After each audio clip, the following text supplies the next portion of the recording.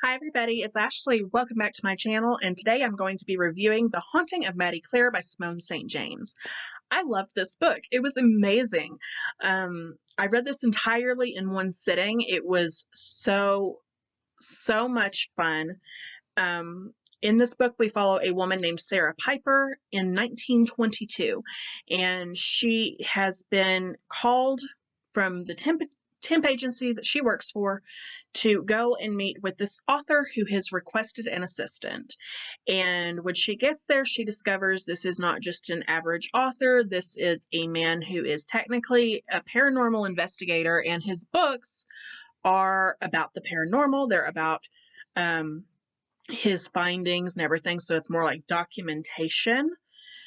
And he has been called in to investigate the case of Maddy Clare, who committed suicide in a barn. And he is specifically requesting a female assistant because Maddy does not like men. So they are thinking if he goes in alone or if he brings his normal assistant, who happens to be a man, that this investigation is not going to go very well.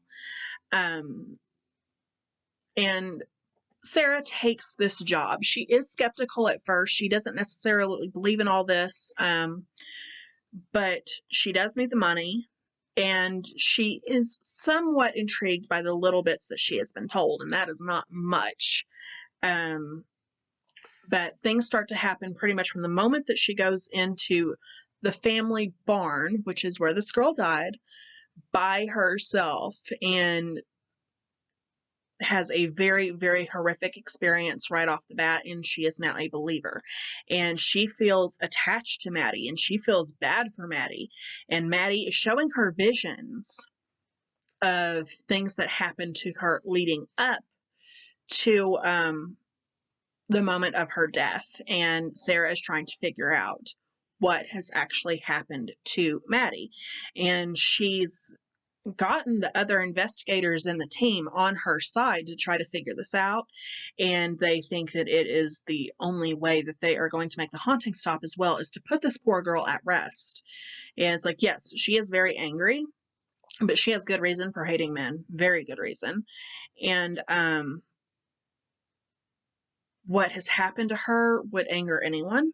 So it's like, this girl has a right to be angry, and they just want to put her at ease by fixing what has happened to her. And it's like, obviously they can't give her her life back, but they can do something about what's happened to her that made her so angry and scared that she felt the need to do this. So Maddy's backstory is so interesting. I was so in it. So the family that has hired Sarah and her companions are the Clares, and Maddy came to them 7 years before her death. She showed up on their doorstep. She was beaten. She was covered in dirt, and she would not talk. Like, this girl was clearly traumatized. And they took her in and put her under their wing, and they were trying to help her. And they said she never really spoke much, but she did eventually, she would speak a little bit, and they managed to get out of her that her name was Maddy, but she never gave them a last name, so they just gave her their last name. And so Maddy Clare was born. And they knew clearly that something bad had happened to her, but they never could get her to talk about it. And they said that she was okay with the husband of this family. She wasn't like overly affectionate with him, but she was okay with him. But like all the other men that ever came to the house or whatever, she would freak out. She clearly did not like men. This continued on in death. And they didn't want to push her, even though they knew that something had happened to her. And then she suddenly committed suicide in the barn one day after 7 years, and left behind an eerie note. I'm not even sure by YouTube's terms and conditions if I can even put the contents of that note in this video, so I won't. But it was a very upsetting note, let's just say that. And they don't really understand what it means. And then this really freaky stuff starts happening in the house, happening in the barn, violent acts, throwing things, showing people horrific images in their head. And they were like, I don't understand. Maddy was never like this. She was timid. She was quiet. She wasn't this type of person that, like, they were like, something was wrong with her. Something was definitely wrong with her because she didn't really speak. But she wasn't like this. So why is she doing this now? And Sarah figures out pretty quickly that it's because she wants justice for what happened to her before she ever even arrived at the Clares. The story is so well told. There is such great imagery in this. There is such a good atmosphere and setting. The hauntings are very, very well done.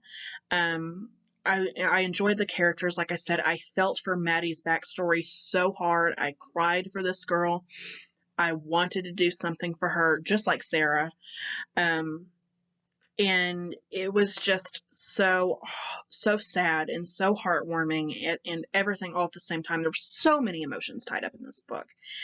And I will say that a good positive thing about this book that I have found is it is a very simple book in the sense that it doesn't rely on a whole lot of crazy stuff.